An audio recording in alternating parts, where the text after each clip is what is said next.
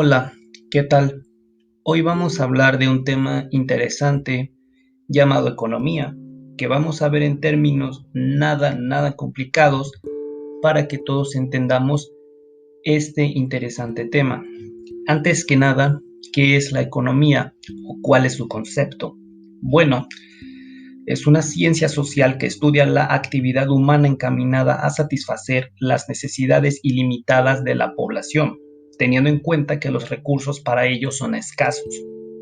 Bueno, teniendo todo en claro, tenemos que recalcar que hay diversos autores a lo largo de la historia que también han definido términos económicos como lo son Adam Smith, que es el padre de la economía, Karl Marx, David Ricardo, John Keynes, John Stuart Mill, Paul Samuelson, Alfred Marshall, Leon Walras, William Stanley, Karl Menger, Thomas Malthus, Milton Friedman, entre otros, obviamente.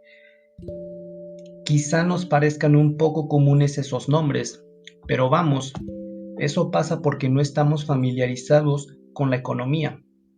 Uno de los principales objetivos de la economía es estudiar la correcta distribución de los recursos para satisfacer las necesidades humanas.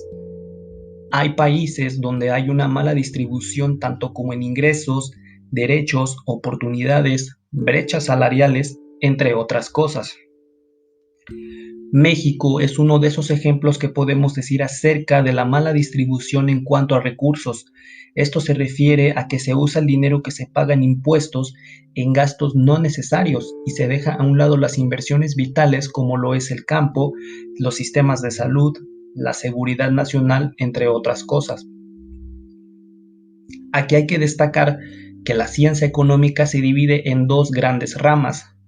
La primera rama es la economía positiva, que se refiere a la descripción y explicación de los fenómenos económicos. En pocas palabras, estudia el comportamiento económico, que a su vez se divide en teoría económica, que ésta se divide también a su vez en microeconomía. ¿Qué es eso? Bueno, es la que estudia los componentes individuales de la economía, como los consumidores, empresas, trabajadores, inversores, así como su relación con los mercados. La macroeconomía estudia la economía de una zona o un país y esto lo hace mediante las variables de cada entorno. La economía descriptiva, que a su vez también se divide en dos. La primera es el pasado, que precisamente estudia la economía de la humanidad con hechos históricos para saber cómo se ha comportado a lo largo de la historia. El presente, como su nombre lo dice, estudia la estructura económica del presente para saber cómo podría comportarse en el futuro. Todo esto es la primera rama. La segunda rama es la economía normativa, que es básicamente el conjunto de las normas que rigen la forma de comprar, vender y comercializar. Este también solamente se divide en una parte, que es la política económica. ¿Qué es eso? Bueno, es la que trata de comprender las acciones y las decisiones que las autoridades de cada país toman dentro del ámbito de la economía. La ciencia económica positiva trata de hacer predicciones válidas para saber cómo se comportará la economía y por supuesto que contrasta con la realidad. Una de las principales dificultades que tiene la economía son predecir el comportamiento de los humanos y de los mercados, medir las consecuencias y por supuesto la contrastación. Una vez hecho tales teorías, los estudiosos, o sea, los economistas, lo representan en modelos como lo es verbalmente, matemáticamente y pues también por medio de las gráficas. Otro modelo que se puede presentar es el llamado ceteris paribus. ¿Qué es eso? Bueno, es aquel fenómeno en el que se presentan dos o más variables y una forma de entenderlo es que cuando el precio del arroz disminuye, según ceteris paribus, la demanda aumentará. Aquí hay algo muy importante, una ley de la economía que se llama oferta y demanda. Pero bueno, ya lo hablaremos un poco más adelante. Hasta este punto, Creo que todo está claro, pero debemos abordar un término que todos hemos sentido en algún punto de nuestras vidas que se llama necesidad y escasez. ¿Pero qué es una necesidad? Bueno, antes de responder a esta pregunta, quizá todos sabemos qué es sentir que te falte algo, y estamos de acuerdo que no es nada bien sentir esa sensación, sea la necesidad que sea. Esto es muy importante porque cada quien va a tener una definición, una opinión objetiva acerca de lo que es esto, ¿no?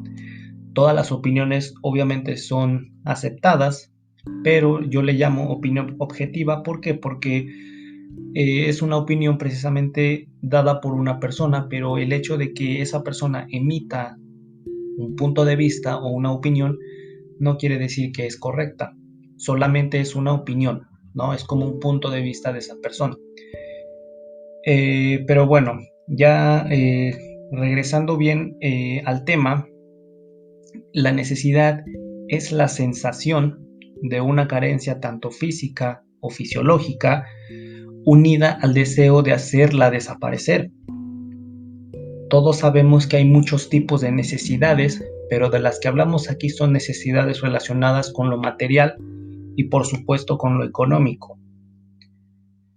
En México, la mayor parte de la población es de clase baja y que por supuesto son ellos los que se ven más relacionados con las necesidades básicas como lo es el alimento, la subida de los precios, el desempleo, la falta de recursos para continuar con sus estudios, las carencias de internet y muchas otras cosas más. Los sujetos económicos son los que se ven implicados en este problema y son los que se consideran empresarios y trabajadores, ya sea por la producción de bienes o por los servicios. Una solución a estas necesidades, cabe destacar que debemos tener en cuenta los sistemas económicos de un país. México tiene como sistema económico el libre mercado, que es cuando los precios se establecen entre compradores y vendedores.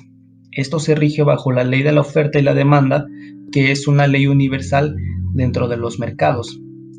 Hay tres tipos de sistemas económicos que son el libre mercado, las mixtas y las planificadas. Esto como todo, tiene sus ventajas y desventajas. Realmente, tocando ya el punto de lo que es la ley de la oferta y la demanda, esta ley en sí se refiere a que cuando un producto o servicio se pone en el mercado, va a aumentar o disminuir de precio de acuerdo a la demanda del producto y de acuerdo a la escasez. Un claro ejemplo para que me entiendan es el oro. El oro es un metal precioso, es un metal que se usa mucho en la joyería, por lo general también se usa muy poco en la industria o moderadamente, pero su uso por lo general es en joyería, ¿no? El precio del oro obviamente es alto porque, como acabo de decir, pues es muy escaso, ¿no? Y es altamente demandado por empresas y por personas, ¿no? Entonces, ¿por qué es caro el oro? Hay por dos razones. La primera es por la demanda y la segunda, es por la escasez.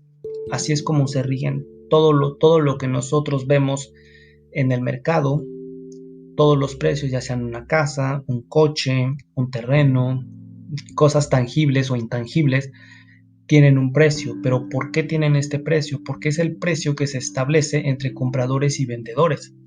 Como lo había mencionado anteriormente, todas las cosas que nosotros tenemos, todas se rigen bajo esta ley, incluso el dinero. El dinero es solamente una herramienta. Hay personas quienes lo ven como algo malo. Hay personas que dicen que el dinero es malo y por supuesto que no. El dinero solamente es una herramienta y no tiene por qué considerarse malo. Simplemente el dinero sirve para que tú puedas intercambiar bienes y servicios, ¿no? Obviamente, pues si no tienes este material o esta herramienta más bien, pues no vas a poder satisfacer tus necesidades, ¿no? Básicas, obviamente. Y pues todo lo que nosotros vemos allá afuera está regido bajo esta ley, ¿no? Una también de las cosas que se enfrenta también la economía, como ya lo había mencionado, es el aspecto de la distribución. Realmente sí estamos mal en ese aspecto. En el caso de México es una nación muy rica desde cualquier aspecto, desde cualquier punto que tú lo quieras ver, es una nación muy rica. Lamentablemente tenemos muchos gobiernos y personas que les interesa más el bien propio que el bien común. Hay mucha gente así, lamentablemente no solamente es México, toda Latinoamérica están igual o peor que nosotros como mexicanos, pero podemos cambiar el sistema. Obviamente se puede, ¿no? Un claro ejemplo es Singapur, que cambió su sistema económico y pues es una nación muy grande, es una nación muy fuerte. Entonces, lo que podemos hacer aquí en este aspecto es mejorar la economía, tanto a nivel nacional como a nivel personal, ¿no? El gobierno obviamente pues tiene culpa de parte de la crisis económica que hay, pero uno como persona pues también tiene, podría decirse, la culpa de la economía personal, ¿no? En este país pues obviamente no hay educación financiera, mucha gente pues no ahorra debido a diversos factores, unos por el desempleo, otros son porque no tienen el hábito o por otras circunstancias, pero por lo general el mexicano no ahorra, ¿no? Y si lo hacen, pero son muy pocos, ¿no? Entonces, en este tema, en sí la economía siempre trata de eso, trata de estudiar los comportamientos de diversas maneras.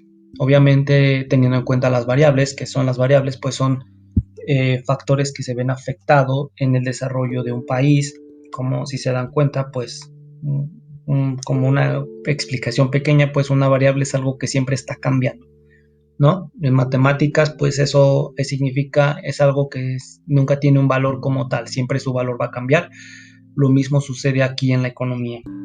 Entonces, esto solamente es como que de manera general, por decirlo así, lo que es el término económico, pero espero que haya quedado claro todo lo que dije y de antemano agradezco por escucharme y espero que haya quedado todo claro como lo repetí anteriormente. En verdad, muchísimas gracias por haberme escuchado. Realmente